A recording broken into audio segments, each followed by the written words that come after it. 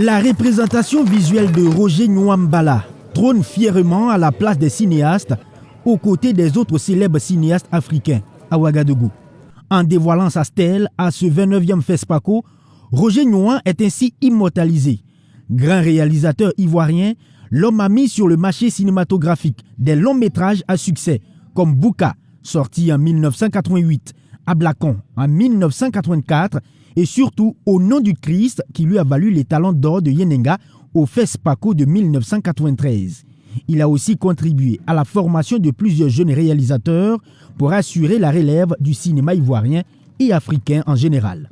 Décédé en juillet 2023 et au regard de toutes ses œuvres, il est tout simplement honoré par le ministère de la Culture burkinabé. C'est vraiment une personnalité très célèbre qui a apporté beaucoup au cinéma africain. Il a contribué à former des générations de réalisateurs, de cinéastes de façon générale. Alors donc nous saluons aujourd'hui sa mémoire et au-delà de lui, nous saluons la mémoire de tous les cinéastes.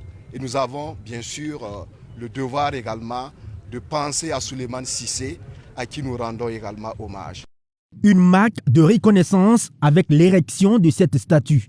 Le gouvernement ivoirien ne peut qu'être fier de voir l'un de ses compatriotes honoré à la dimension de son art. Gratitude témoignée par le ministère de la Culture ivoirienne. Et pour nous, un honneur fait à toute la Côte d'Ivoire, car Nwambala en Côte d'Ivoire est une sommité du monde cinématographique.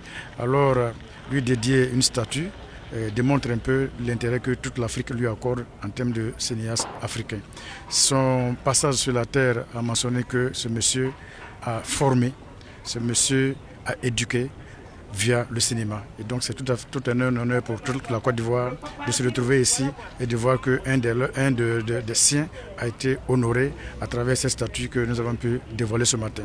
Le ministre de la Culture burkinabé a saisi cette occasion pour rendre également hommage à tous les autres acteurs du cinéma africain qui ont aussi rangé définitivement caméra, pêche et micro. INCIE salue aussi la très grande interaction qui lie les acteurs du cinéma burkinabé et ivoirien.